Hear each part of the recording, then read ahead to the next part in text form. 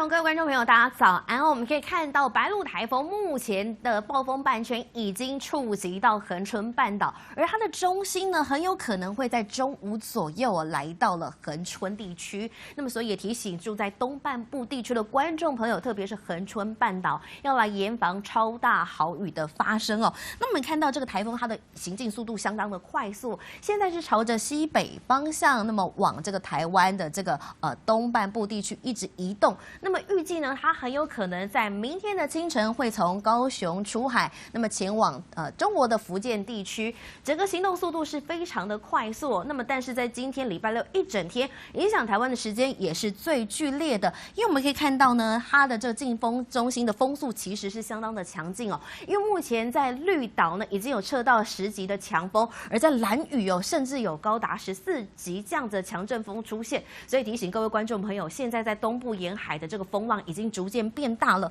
特别是呢，在花莲地区已经有观测到6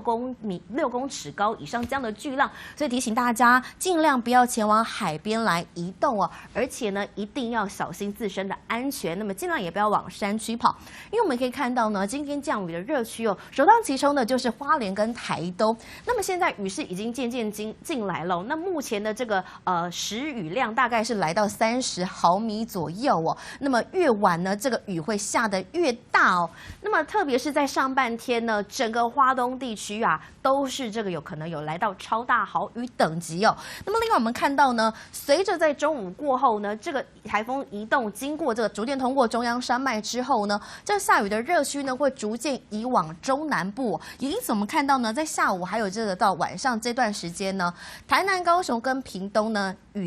下雨的一个热区哦，也提醒呢，特别是住在低洼地区，还有高雄、屏东山区的观众朋友，一定要来做好防台的准备。特别是这个雨哦，容易在山区造成土石松落哦。那么也所以提醒大家呢，除了不要前往海边，也尽量不要前往山区来进行户外活动哦。那么我们刚刚有说到了，其实到礼拜天之后呢，这个台风它在清晨就会离开台湾，但是还是要小心这个外围环流带来的这个西南风哦，会造成的这个雨量也还是要特别来防范戒备，也容易会有大雨等级这样的降雨情况。那么紧接着还是来帮大家来整理一下台风影响的这个时程表。刚刚有说到了，这个暴风圈呢已经在早上7点出陆了。那么首当其冲的就是东半部，还有我们看到在屏东、恒春半岛这个风雨会渐渐出来，一直到中午这个花东地区呢很有可能会降下这个累积日雨量很有可能会来到300毫米以上啊。也因此呢，这下雨的降雨实在是非常的惊人，要提醒哦，可能容易致灾哦，特别是住在山区的观众朋友。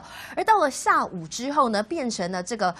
下雨的热区到了中南部来移动哦，所以也提醒中南部的观众朋友呢，那么这个下雨哦，特别是沿海地区，一定要做好防淹水的准备。那么我们刚刚有说到了，在了礼拜天的凌晨，暴风圈会逐渐远离，那这时候呢，外岛的金门哦，要小心哦，这边的风雨会往这边来移动。那么虽然说了礼拜天的上半天之后呢，台风因为比较远离了，但是呢，在南部地区还是要小心有外围环流的影响，还是容易下雨的天气形态。那么也建议大家，我们看到